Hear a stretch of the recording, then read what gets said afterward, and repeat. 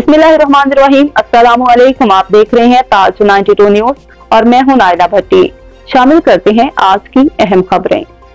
दड़ू से मुख्तियार अली खोखर की खबर शामिल करते हैं। दड़ू के नवाही गांव अब्दुल्ला मक्सी में बिजली की गिरने वाली तारों से करंट लगने से जाँ बहक होने वाली 7 साला मासूम बच्चे के लवाहकीन और अहले देहात ने दड़ू बन्नून में रोड पर एहतजाजी मुजाहरा धरना दिया है। इसको हुकाम की नाअहली के बायस देहात में बिजली के खंभे गिर गए और 11,000 वोल्टेज की तारें नीचे लटक रही हैं। मासूम बच्ची के करंट लगने वाले वाकयात के बाद हैस्को समेत किसी भी मुंतखब अवामी नुमाइंदे ने सोगवार लवाहकीन के पास नहीं आए। गाँव अब्दुल्ला मक्सी में करंट लगने से जाँ बहक होने वाली सवेरा के वालिद रसूल बख्श मक्सी, मंजूर मक्सी, गुलम मोहम्मद, अमीर बख्श मक्सी, इरफान मक्सी, सुबहान मक्सी और दीगर ने दड़ू बन्नू सड़क पर एहतजाज करते हुए इल्जाम आयद किया कि बिजली की 11,000 वोल्टेज की तार से करंट लगने के बाद से जाँ बहक होने वाली सवेरा समेत अब तक 3 अफराद बिजली के करंट लगने से जाँ बहक हुए हैं। उनका कहना था कि वापडा के लोगों को कई बार गाँव में गिरी हुई तारें उठाने और खंभे लगाने को कहा है, लेकिन हैस्को वालों ने कोई नोटिस नहीं लिया, जिससे हमारी फूलों जैसी बच्ची जाँ बहक हो गई। इससे कबल हमारे गाँव के 2 अफराद बिजली की तारों से करंट लगने से जाँ बहक हो चुके हैं।